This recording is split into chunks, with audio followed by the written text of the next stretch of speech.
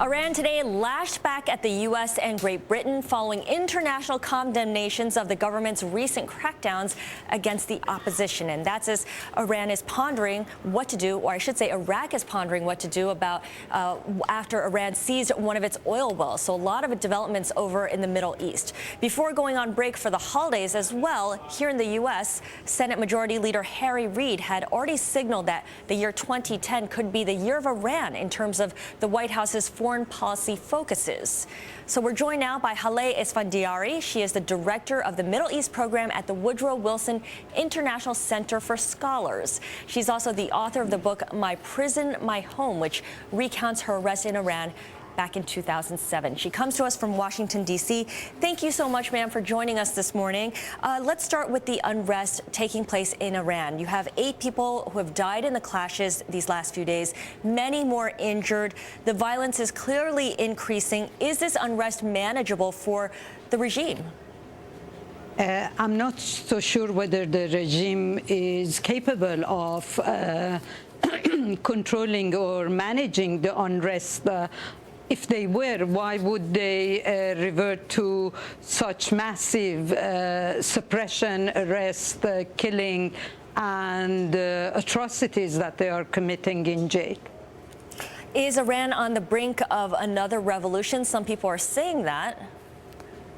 I'm not so sure. I don't think a revolution happen that easily. But Iran is on the brink of a major change, and we need to wait and see what these changes will entail. But there are certain signals we have to watch. What kind of signals?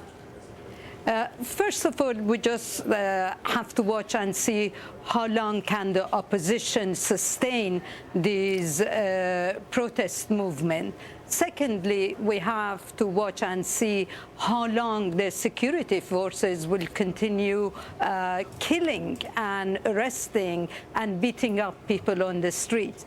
Thirdly, we have to watch and see whether more high-ranking clerics will distance themselves from the government and will condemn the atrocities. And finally, I think we just have to watch and see whether this protest movement will spread in the bazaar and in the economy section, and whether we will see strikes. Okay, good point. Well, how have the demands of the protesters changed through this unrest? What does it tell you about what they're looking for? The protest basically started after the presidential election of June 12. The first hundreds of thousands of people who came out in the street wanted a recount of the elections, and their demand was, where is my vote? Rather than announcing a recount, they were faced with massive arrest, with beating, with even, atrocities, violation of human rights committed in prison. So as a result, the protesters became much more tougher in their demand, and no longer anybody talks about the elections and the result of those elections. Right, it's certainly progressed from that point. Iran is accusing the U.S. of fomenting the protests. What role should the United States play in this unrest, excuse me? Iran is very good at always blaming somebody else for their problems and difficulties. I mean, this is an internal movement. It's an indigenous movement, and I think the U.S. has played it very well. The president reached out to engage Iran, but after they didn't get involved in the elections.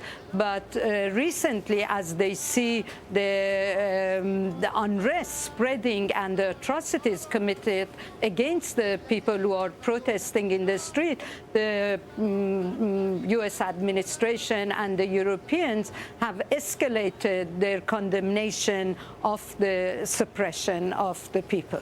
You mentioned the U.S. administration. This whole unrest comes, of course, as U.S. diplomatic efforts to address Iran's program keeps hitting basically a brick wall. The U.S. is threatening sanctions. How does this all come together here?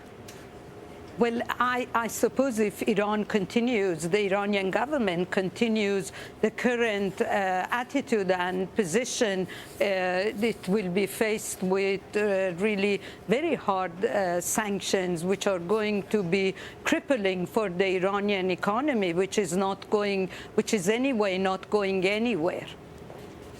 All right, thank you for your thoughts. I've been speaking with Haleh Esfandiari of the Woodrow Wilson International Center for Scholars in Washington.